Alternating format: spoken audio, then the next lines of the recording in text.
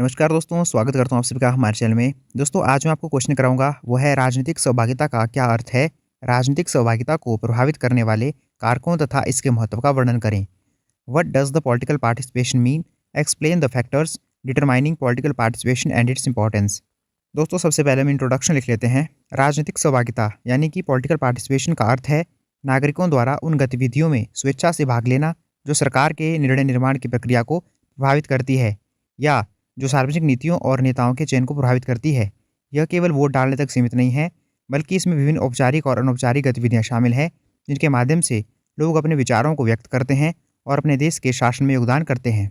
दोस्तों, अब हम लिख लेते हैं राजनीतिक सहभागिता को प्रभावित करने वाले कारक।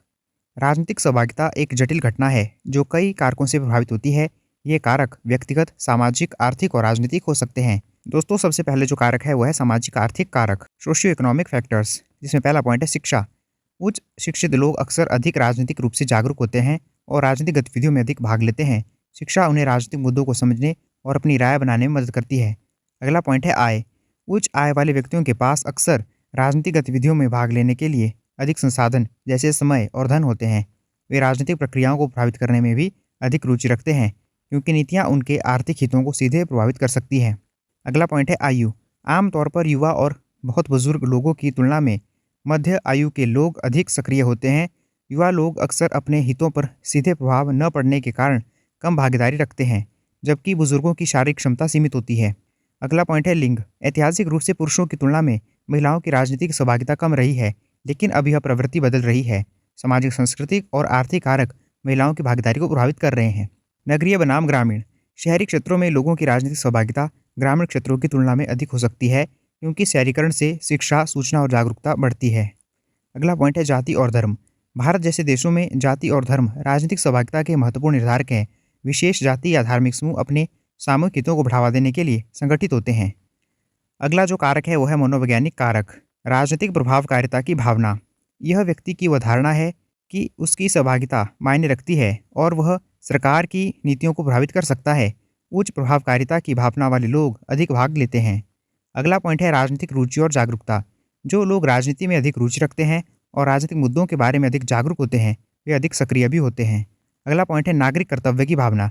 कुछ लोग ये मानते हैं कि राजनीति में भाग लेना एक नागरिक के रूप में उनका कर्तव्य है। अलगाव की भावना। यदि लोग महसूस करते हैं कि राजनीतिक व्यवस्था उनके लिए काम नहीं कर रही है या वे इससे अलग थलग हैं, तो उनकी भागीदारी कम हो सकती है। अगला जो कारक है वो है राजनीतिक और संस्थागत कारक, राजनीतिक दलों की प्रकृति। यदि राजनीतिक दल नागरिकों को सक्रिय रूप से शामिल करते हैं और उनकी चिंताओं को उठाते हैं, तो भागीदारी बढ़ती है।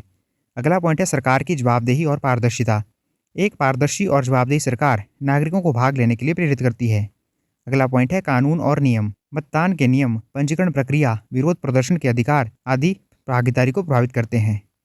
अगला पॉइंट है संचार और मीडिया। मीडिया का कवरेज और राजनीतिक जानकारी तक पहुंच भागीदारी को बढ़ा सकती है। अगला पॉइंट है नागरिक समाज का विकास। दबाव समूह और गैर सरकारी संगठन लोगों को संगठित होने और नीतियों को प्रभावित करने के लिए मंच प्रदान करते हैं। दोस्तों, अब हम देख लेते हैं राजनीतिक सहभागिता का महत्व। राजनीतिक सहभागिता किसी भी लोकतांत्रिक व्यवस्था के स्वास्थ्य और कार्यप्रणाली के लिए अत्यंत महत्वपूर्ण है, जिनको हम निम्नलिखित पॉइंट के माध्यम से समझ सकते हैं। पहला पॉइंट है लोकतांत्रिक वैधता को बढ़ाना।